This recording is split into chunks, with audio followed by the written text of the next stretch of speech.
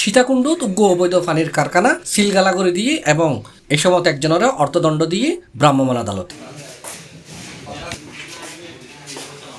ফেব্রুয়ারির 24 তারিখ সোমবার দুপুর 1টায় দোয়াজিপার আলাহাত উপজেলা সহকারী কমিশনার ভূমি ও নির্বাহী ম্যাজিস্ট্রেট আব্দুল্লাহ আল মামুনের নেতৃত্বে চট্টলা ড্রিঙ্কিং ওয়াটার নামের উগ্র অবৈধ পানির কারখানা নেজি অভিযান পরিচালনা করা হয়। আমার লাইসেন্স নাই অথবা আমি নিব অথবা ভুল হয়েছে আমি। এ সময় কারখানার মালিক অভিযুক্ত আবু তালেবরে 25,000 টাকা জরিমানা করা হয় এবং কারখানাও সিলগালা করে দেওয়া হয়। ওইটা অনুমোদন হওয়ার আগ পর্যন্ত আপনার এই কারখানাটি বন্ধ রাখবেন। জানা গেই দীর্ঘদিন ধরে চট্টলা ড্রিঙ্কিং ওয়াটার নামের এই পানির কারখানা নতুন অবৈধভাবে পানি বেচা কিনে গড়া হয়নি। আর অভিযোগের ভিত্তিতে এই কারখানাও অভিযান চালাইলে বিএসটিআর হনরহমর ছাড়পত্র বা হনরহমর হন দফতরের অনুমতিপত্র ফানো যায়।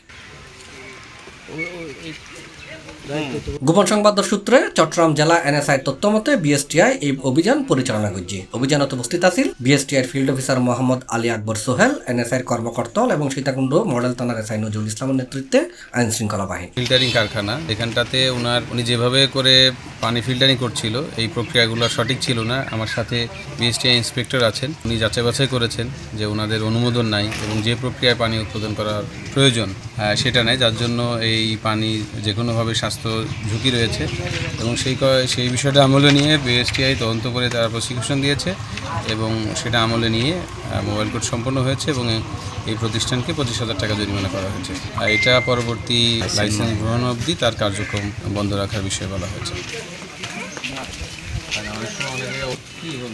C+ TV, Chittagong.